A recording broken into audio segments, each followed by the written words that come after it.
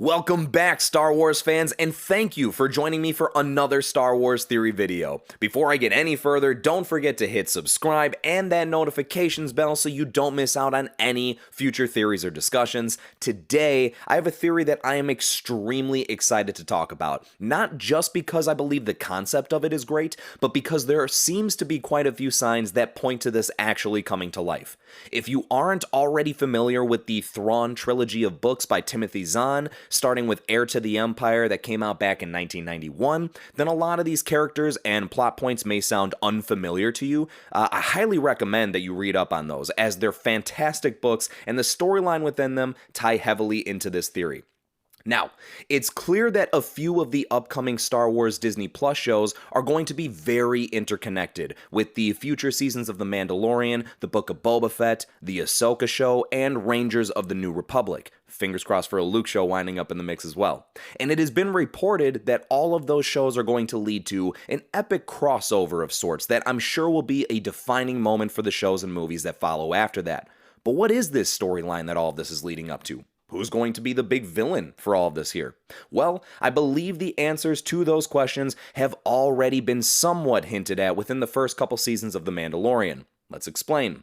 One of the things that we never got a chance to see fleshed out in the films was how the Empire eventually transitioned into the First Order, and it's clear to see in seasons 1 and 2 of Mandalorian that the Empire is nowhere near close to being wiped out. And this is where I have to pause and mention that this could easily go one of two ways. And I'm jumping ahead a bit on my own theory here, but so be it.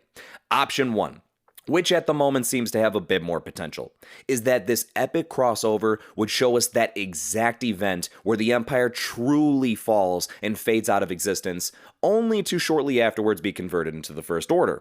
I know it's been mentioned before that the Battle of Jakku was the fall of the Empire, but that took place 1 year after Return of the Jedi, which is 4 years before the first season of Mandalorian, so clearly the history here has some gaps that need to be filled in. So, Option 2, which is a bit of a shot in the dark, and it does tie in actually to my first theory video, which speaks on a possible alternate timeline. I will leave the link for that in the description down below, is that this will all show how the Empire, instead of being taken out and replaced, will just change hands in its leadership over time, this being the first of them. And yes, in saying this, I am theorizing how there could potentially be a future where there is no First Order. I know, it's a bit of a stretch, and I do have mixed emotions about this particular part of the theory, because I don't necessarily have an issue with the First Order, other than the fact that the name change is irrelevant. Just as it was to go from the Rebellion to the Resistance, they're the same thing with different names, and giving them different names doesn't magically turn them into something new. So with that being taken into consideration, I wouldn't really have a problem if they just went forward with a future where the Empire just stayed the Empire, but again, changes leadership over time out of necessity, like now since the Emperor is dead. Now, I do have some legitimate points as to why they might be moving in a direction where there is no First Order. Or these may just be signs that the Empire is coming back for one last final push before it does switch names. Regardless, let's take a look at some of these. Stated by Moff Gideon as well as another Imperial officer in The Mandalorian Season 2, Episode 3, is a small phrase that could very well be speaking volumes more than the entertaining little motto we took it as. Long live the Empire.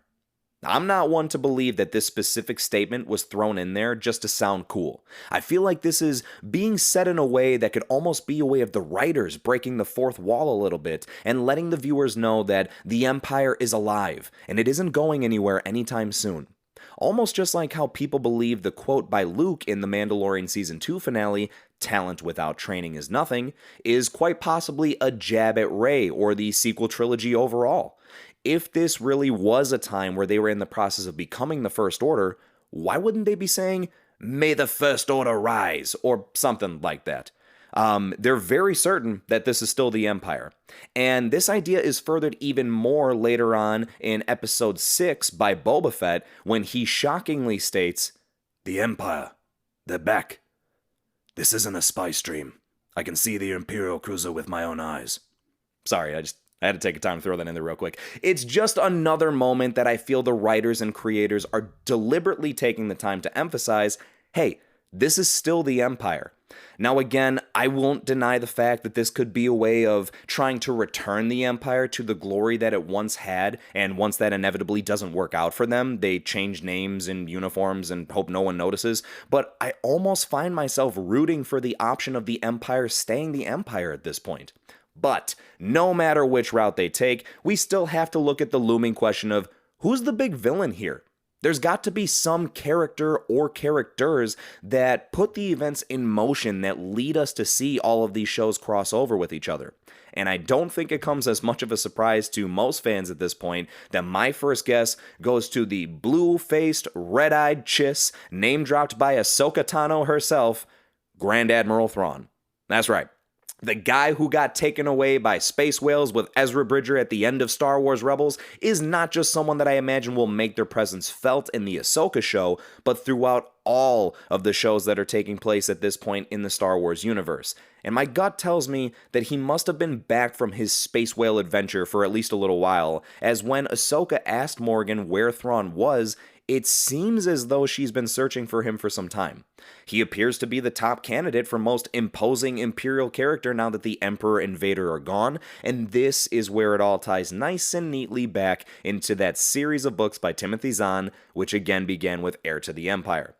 In those series of books, Thrawn is the main antagonist who rebuilds the Empire with a very interesting plot point that is already present within The Mandalorian: cloning.